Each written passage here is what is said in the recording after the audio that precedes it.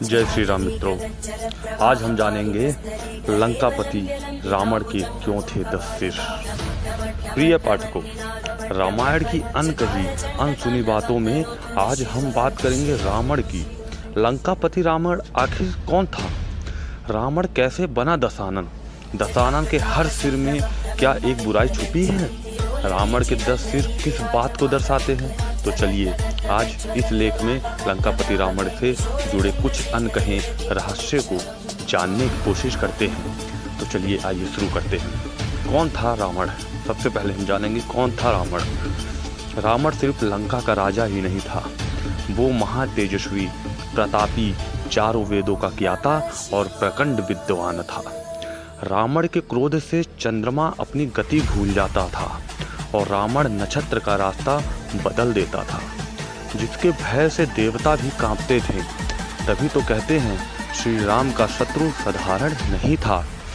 वाल्मीकि रामायण में राम और रावण के बीच का जो एक सबसे बड़ा अंतर सामने आता है वह है भगवान श्री राम के पास जो था वह पर्याप्त था, लेकिन रावण को जो प्राप्त था वो पर्याप्त नहीं था। पौराणिक कथाओं के अनुसार रावण एक बड़ा शिव भक्त था, इसलिए रावण ने भगवान शिव को प्रसन्न के लिए कठोर तप किया। लेकिन भगवान शिव फिर भी प्रसन्न नहीं हुए, तो निराश होकर रावण ने अपना सिर काटकर भगवान शिव के चरण में रख दिया। लेकिन हैरानी की बात यह भी थी कि सर काटने के बाद भी उसके धड़ में फिर से सर लग जाता था।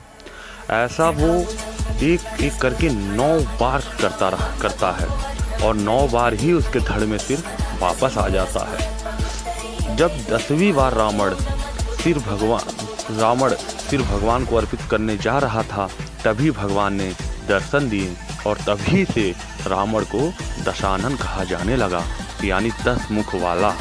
और तब से ही रावण महादेव का परम भक्त कहा। रावण के 10 सिर भ्रम है या सच? आइए ये भी जानते हैं। रामायण में रावण की भूमिका सबसे महत्वपूर्ण है। रावण के 10 सिरों पर कुछ धार्मिक जानकार मानते हैं कि रावण के 10 सिर नहीं थे। जी हाँ, वह 10 सिर होने का भ्रम पैदा करता था।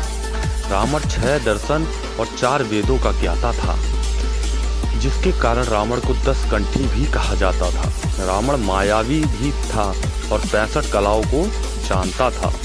10 कंठी कहे जाने के कारण प्रचलन में उसके 10 सिरों को मान लिया गया। तो दूसरी तरफ गोस्वामी तुलसीदास रचित रामचरितमानस में रावण के 10 सिरों का वर्णन किया गया है। रावण के 10 सिरों को 10 बुराइयों का प्रतीक माना गया है। काम, क्रोध, लोभ, मद, मत्सर, वासना, अहंकार और अनैतिकता को रावण के 10 सिरों का प्रतीक माना गया है। इतना ही नहीं, आर्य कांड के चैप्टर 33 में शूर्पणखा ने रावण का वर्णन किया है। उन्होंने कहा है कि रावण एक कठोर, नशे में चूर, दुष्ट मानसिकता वाला, अन्य लोगों की तुलना में खुद को अधिक महत्वपूर्ण बताने वाला और संयमहीन व्यक्ति है। रावण एक ऐसा राजा है जो जनता की सुनता नहीं है। रावण इतना बलवान होने के बाद भी अपने देश की रक्षा नहीं कर सकता है। तभी तो श्री राम ने रावण पर विजय प्राप्त की। तो आज के लेख में रामायण के इतिहास से हमने जाना कि रावण तो परम ज्ञानी था, लेकिन उनके कर्म ने उसे बुरा बनाया था। ऐसे ही रामायण से जुड़े अन्य रहस्य जानने के लिए एपी डिवोशनल से जुड़े रहें। जय श्री राम। वीडियो अच्छी लगी तो लाइक सब्सक्राइब जरूर करिएगा और ज़्यादा से ज़्यादा व्यूज़ देखने की कोशिश करिएगा। धन्यवाद। जय श्री राम। हर हर महादेव।